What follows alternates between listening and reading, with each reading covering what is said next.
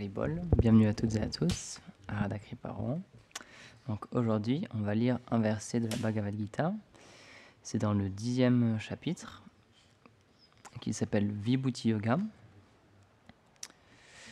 Donc c'est le yoga à travers l'appréciation des opulences du Seigneur. Et c'est le verset 7, juste avant les 4 versets. Il y en a qui disent que c'est les versets principaux de la Bhagavad Gita, le Chatusloki, donc les 4 versets 8, 9, 10 et 11. Et donc on va lire le verset 7 aujourd'hui. Vous pouvez répéter après moi. Om Namo Bhagavate Vasudevaya.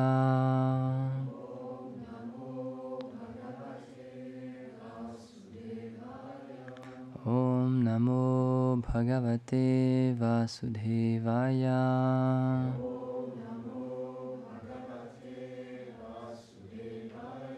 Om Namo Bhagavate Vasudevaya.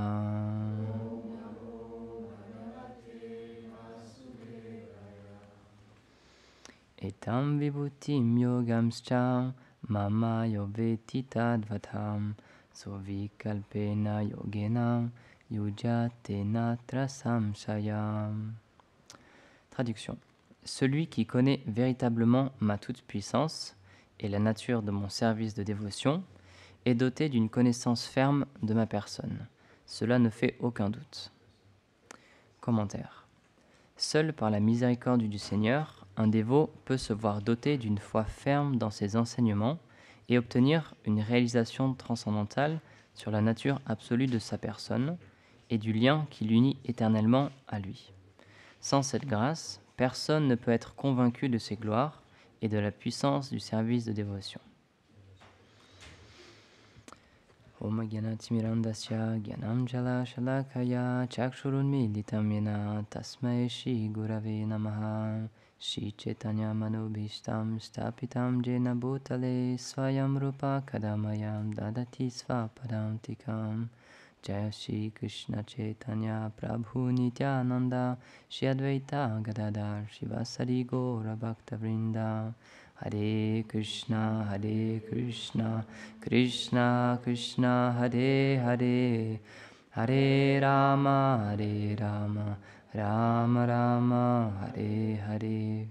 Vrindaye Tulasi Devyai Priyaye Keshava Sacha Krishna Bhakti Pradidevi Satyavate Namo Namaha. Namam Vishnu Padaya Krishna Prashtaya Bhutale Srimate Bhaktivedanta Swaminiti Namine Namaste Sarasvati Deve Gauravani Pracharine Nirvishesha Shunyavadi Paschatya Deshatarine. Donc c'est un verset très intéressant de la Bhagavad Gita. Juste avant, comme je disais, les 4 versets, je vais les lire vite fait quand même parce que c'est quand même toujours intéressant. Donc le verset 8, c'est le fameux verset Aham Sarvasya Prabhavo. Donc Krishna dit: je suis la source des mondes matériels et spirituels, tout émane de moi. Les sages qui ont conscience de cette vérité s'engagent dans mon adoration de tout leur cœur. Le verset 9, je ne vais pas lire en entier, mais ceux dont les pensées sont absorbées en moi et qui avec tout leur cœur dédient leur vie à mon service de dévotion tirent une grande satisfaction et une immense félicité, en s'éclairant constamment les uns les autres au sujet des vérités me concernant. Le verset 10. À ceux qui m'adorent avec amour, désirant ardemment mon association éternelle, j'accorde la connaissance transcendantale par laquelle ils peuvent venir à moi. Et aussi le verset 11. C'est par compassion pour mes purs dévots, moi qui demeure au plus profond de leur cœur, que je détruis les ténèbres du samsara, le cycle des morts et des renaissances, né de l'ignorance, grâce au flambeau de la connaissance transcendantale. Donc, c'est pour ça que ces versets sont très importants, parce qu'ils nous montrent à quel point on a besoin du Seigneur pour pouvoir le comprendre.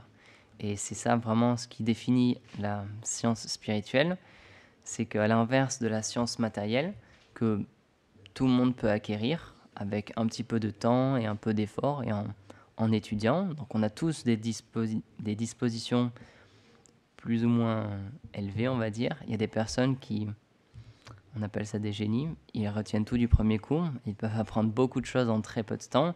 Et pour d'autres personnes, la connaissance ou l'école, parce que c'est ce qui se rapproche le plus de ça en ce moment, c'est très difficile. Ils ont du mal à lire, ils ont du mal à retenir, c'est pas logique pour eux, ils fonctionnent d'une autre manière.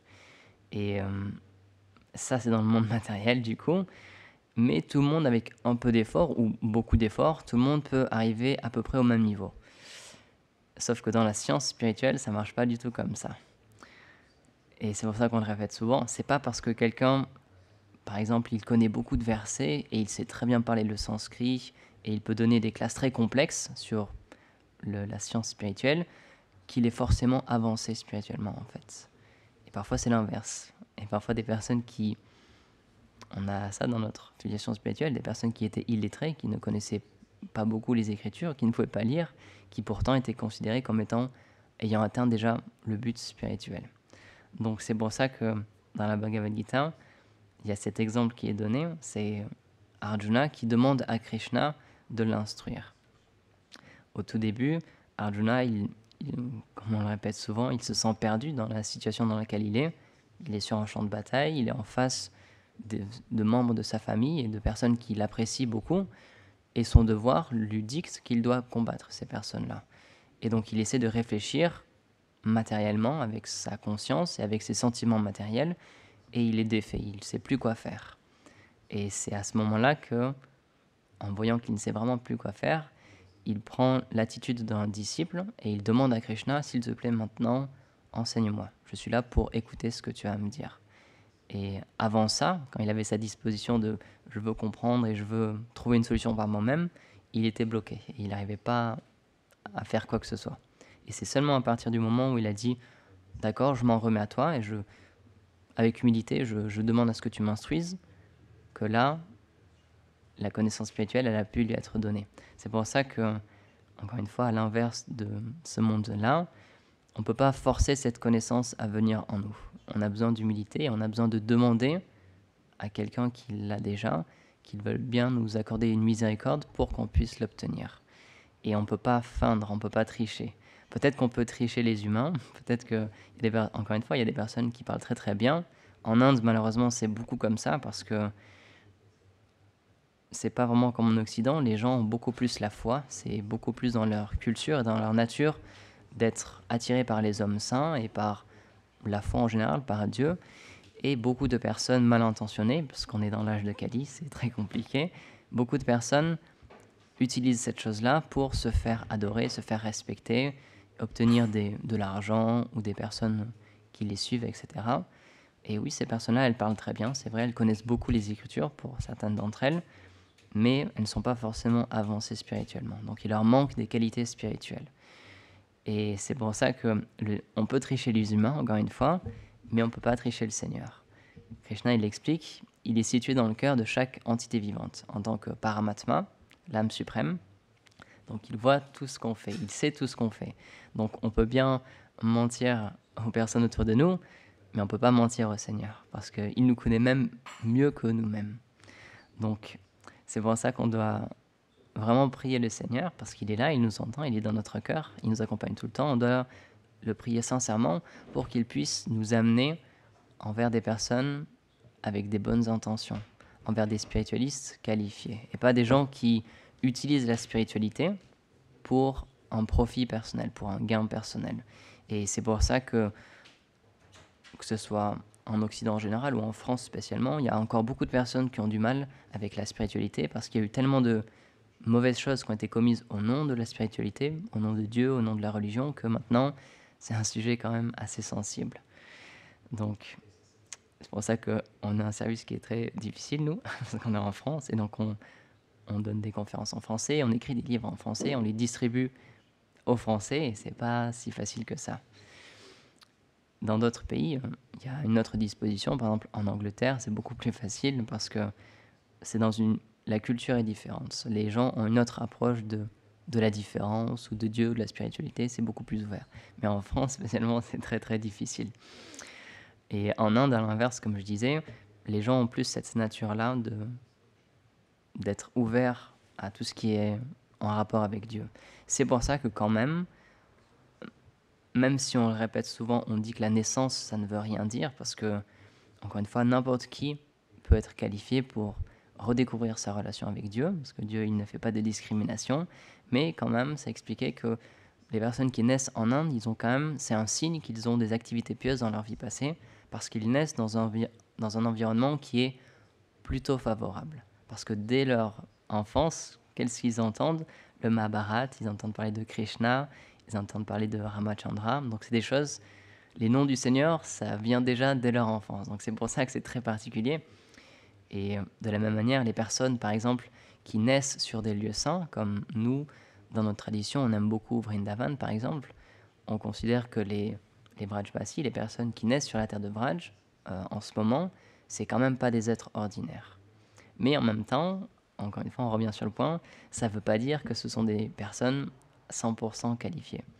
Et c'est ce que Srila Prabhupada lui-même avait expliqué et avait démontré lorsqu'il est venu en Occident, donc dans les années 60-70 aux États-Unis.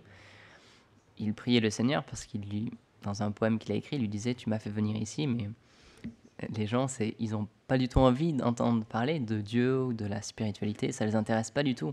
Ils sont vraiment recouverts par l'énergie matérielle et ils ont vraiment un seul désir, c'est satisfaire leur sens matériel. Et ils n'essaient pas de connaître qui est l'âme. Et pourtant, un peu plus tard, il y a beaucoup de personnes qui l'ont rejoint, qui ont été inspirées par lui. Et c'est ce qu'il a expliqué pour certains de ses disciples. C'était déjà des personnes qui étaient qualifiées dans leur vie passée et que Krishna lui-même a fait naître, a fait prendre naissance en Occident, aux États-Unis, dans une situation pas forcément favorable, mais dans le seul but que plus tard, il puisse le rejoindre et il puisse l'aider.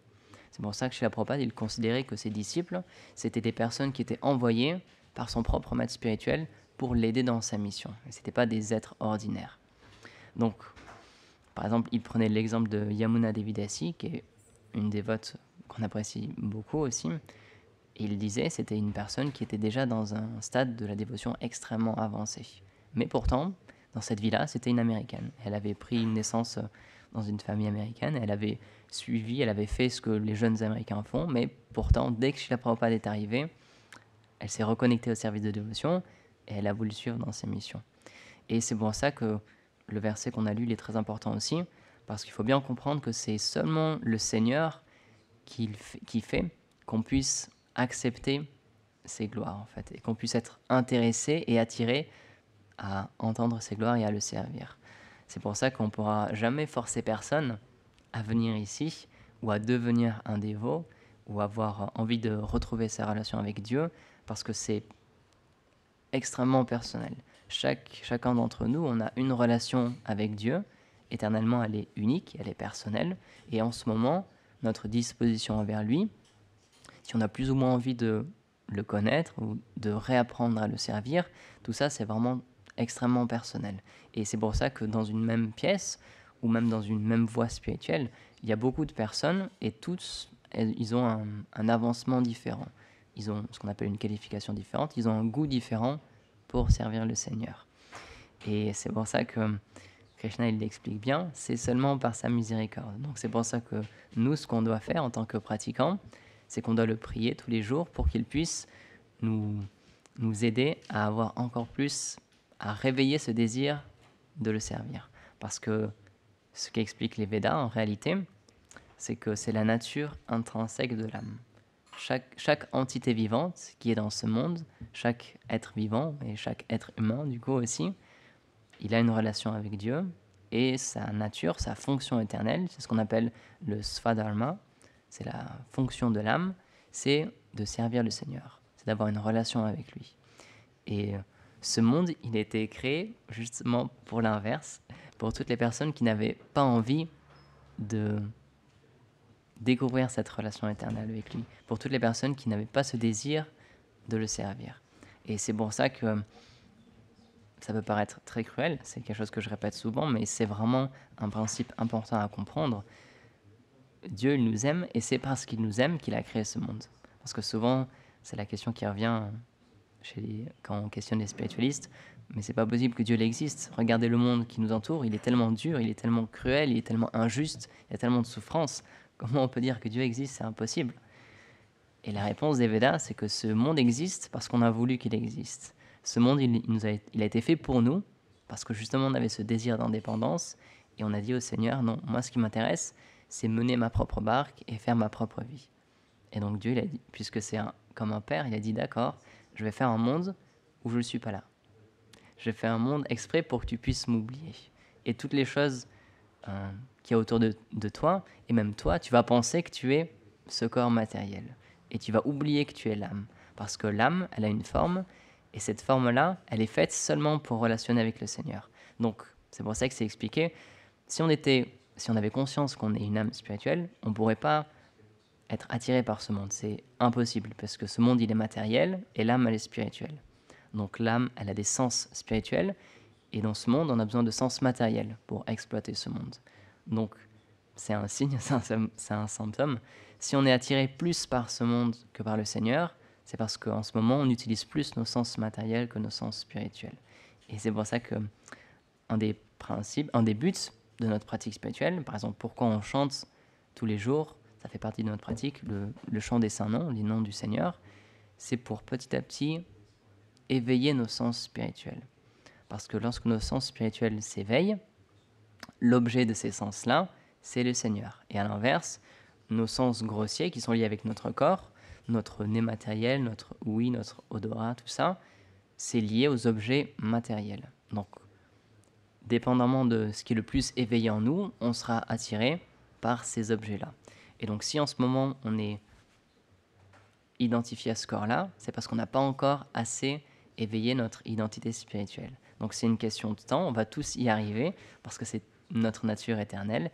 Et si en ce moment on est ici, ou si on écoute cette classe en ce moment sur Internet aussi, c'est que, comme c'est expliqué dans ce verset, le Seigneur, il a fait des arrangements pour qu'on ait un goût pour écouter à propos de lui. Sinon, on serait en train de faire autre chose en ce moment-là. On ne serait pas ici. On serait à la plage ou, je sais pas, en train de faire autre chose. Mais si on s'est dit, bon, bah voilà, dimanche matin, je vais venir et je vais écouter, je vais venir au temple et je vais écouter parler du Seigneur, c'est parce que on a plus de goût à faire ça qu'à faire autre chose. Donc, encore une fois, on a tous une disposition différente et c'est plus ou moins présent dans la vie de chacun, mais si on est tous là ici, ou même si on vient juste de temps en temps, c'est un signe, c'est un très très bon signe, parce que ça veut dire que le Seigneur, il est en train d'agir dans notre vie. Et c'est un autre point aussi, c'est que le Seigneur, il est extrêmement personnel, et même si, encore une fois, si on se trouve ici, c'est parce qu'au début, on lui dit, ben non, moi, je préfère avoir ma propre expérience, je n'ai pas envie de te servir, je préfère vivre ma propre vie. Il a dit d'accord, il a accepté, mais comme un père, lorsqu'un enfant il veut essayer quelque chose, même s'il sait que ça va le faire souffrir, que ça va pas être le mieux pour lui, si son enfant il a vraiment envie d'essayer ça, pour pas le frustrer, il va dire d'accord, ben, je te laisse ton libre arbitre, je te laisse essayer, fais ce que tu veux faire.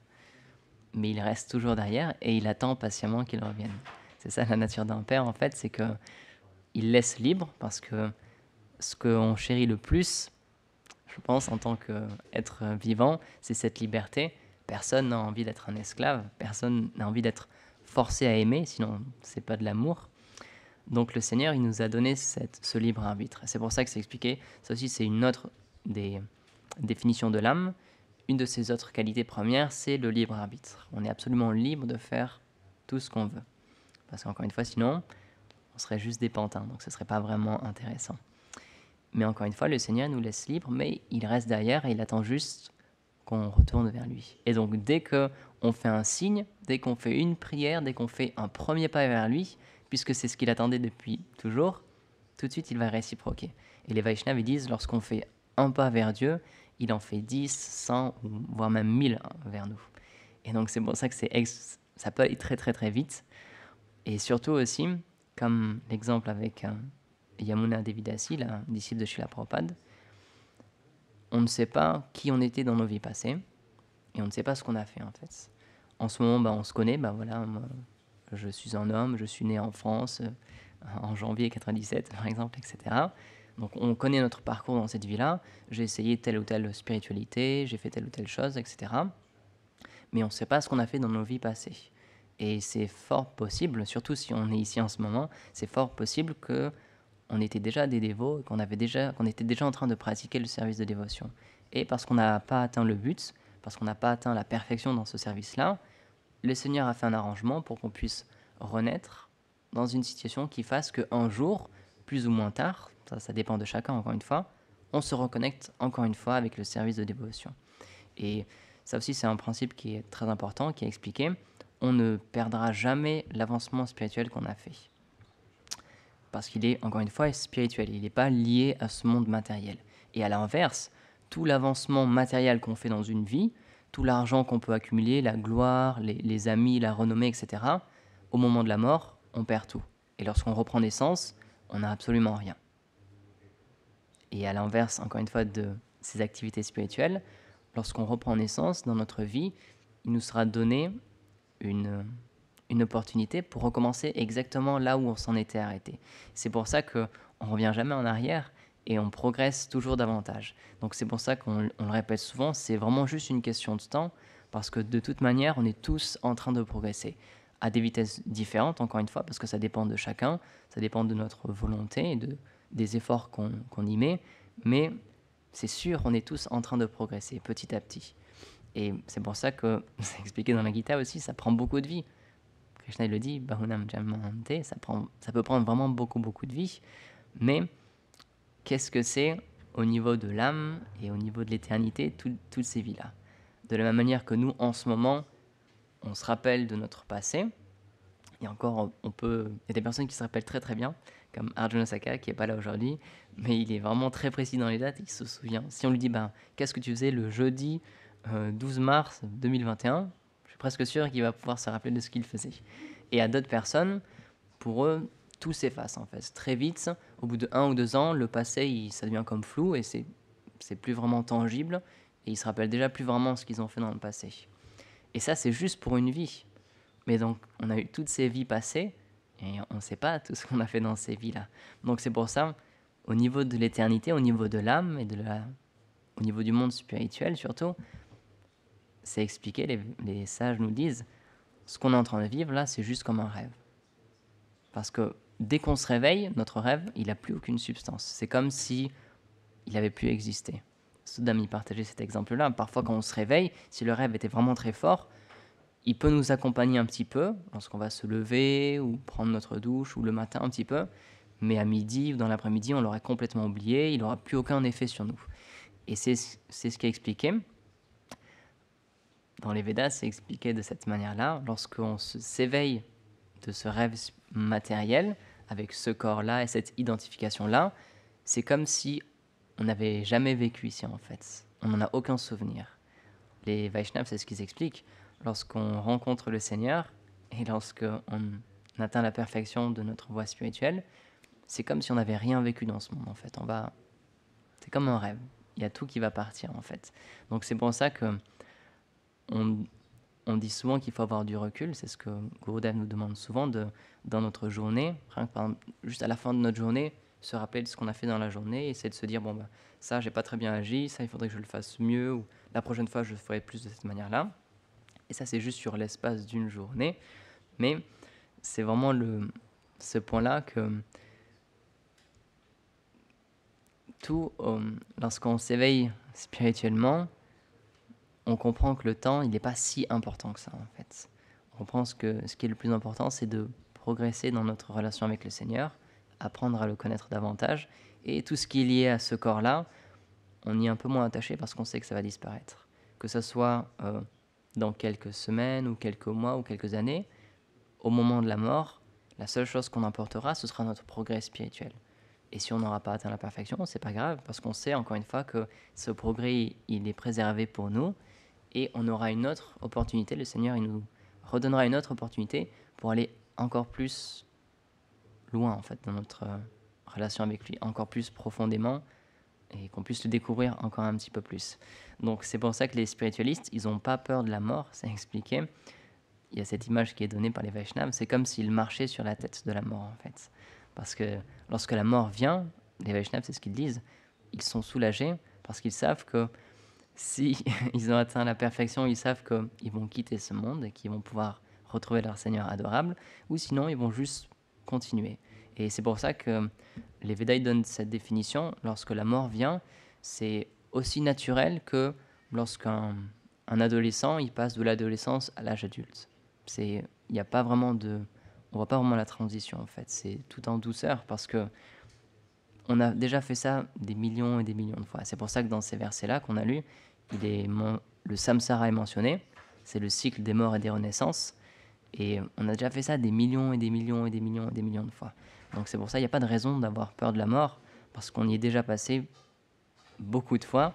Et c'est possible qu'on y passe encore beaucoup de fois. Donc c'est juste quelque chose à laquelle il faut se préparer. Et ça aussi, c'est une autre définition d'un spiritualiste. C'est quelqu'un qui se prépare pour la mort. Il y a cet exemple-là que j'ai donné assez souvent. Un disciple de Srila Prabhupada, il a écrit un livre sur la mort et il appelle ça l'examen final, le test final. Parce qu'on devra tous y passer. C'est comme le bac, si on est à l'école, on va tous devoir y aller. Ça sert à rien d'essayer de l'oublier et de passer nos temps à aller en soirée ou à s'amuser avec nos amis. Parce que de toute façon, il va falloir qu'on le passe ce test. Donc autant se préparer à ce test-là. C'est juste quelqu'un d'idiot qui ne se prépare pas parce qu'il sait qu'il va devoir le passer. Mais pourtant, on essaie, dans notre société actuelle, dans notre culture actuelle, on essaie d'oublier cette chose-là.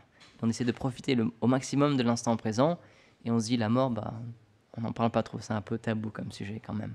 Pourtant, un spiritualiste, il sait que ça va arriver et que justement, au moment de sa mort, sa destination, ce qui va arriver après, ça dépend de ce qu'il est en train de faire maintenant. Donc ce qui l'intéresse, c'est qu'il pense au futur en fait.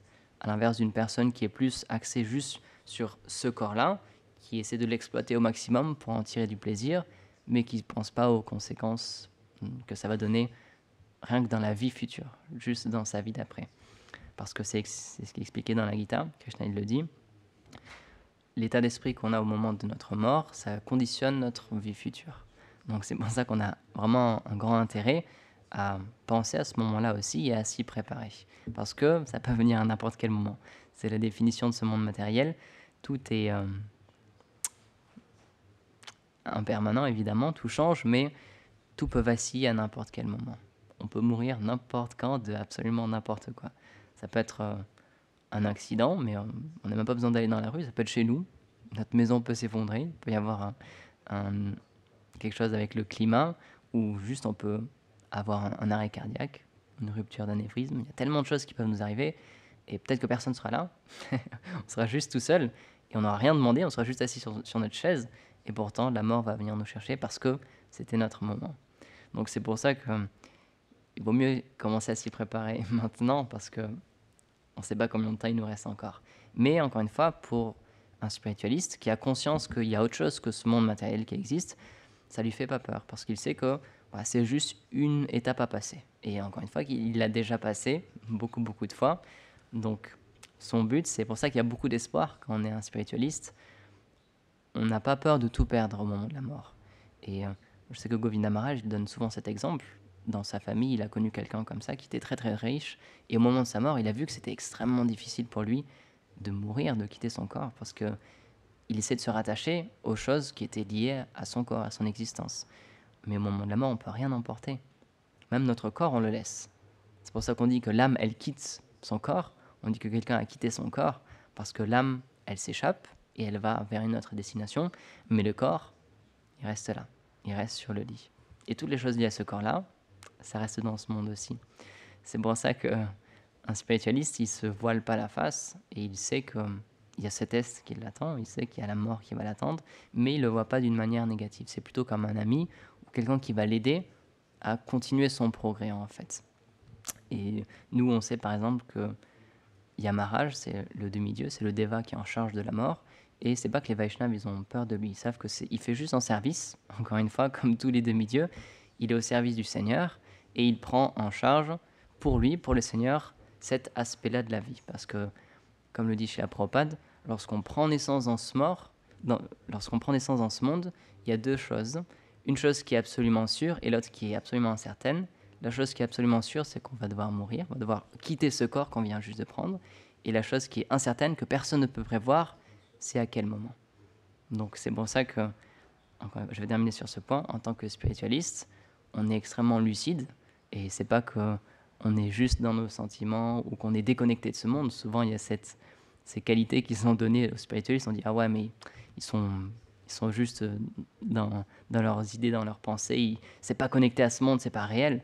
Pourtant, c'est encore plus réel que les autres personnes de ce monde, parce qu'on a conscience que notre temps ici, il est limité, donc on essaie de l'utiliser au maximum. On essaie de ne pas perdre une seule seconde.